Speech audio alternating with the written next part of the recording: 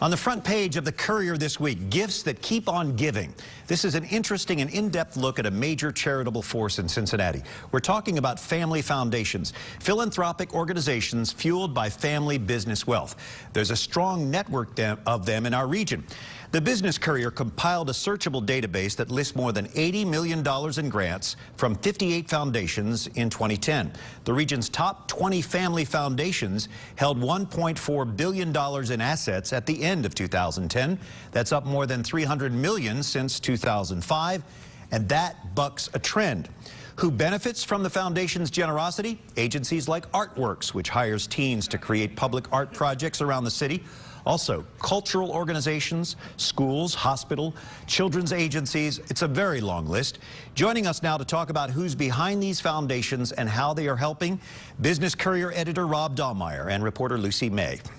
Brian, thanks, and Lucy, thanks for being here. Sure. It was a fascinating project that you and Dan Monk worked on, and it was just a pleasure, really, to read. I think one of the interesting things about family foundations, at least in this town, is how quiet they are, and how they are not walking around town with megaphones. Well, who are the biggest ones in town? Because I'm quite sure a lot of people don't even know who they are. Right. The biggest ones, we ranked them by the grants that they gave, and we looked at fiscal year 2010 specifically because that was consistent information for all the foundations. The biggest one is the Hale Foundation. It's a long name. It's the Carol Ann and Ralph V. Jr. Hale U.S. Bank Foundation. And that foundation has just been a force in recent years. It gave more than $10 million in grants in the fiscal year of 2010 alone, way more than any other foundation. The John and Mary Schiff Foundation is also very big, and the Farmer Family Foundation is the third biggest in terms of grants given that year. And one of the points of your project really was that through the recession over the last couple of years, donations in general throughout the country have dropped. States, cities, counties have had less money to spend to make sure nonprofits and charitable activities really can keep up the good work that they do.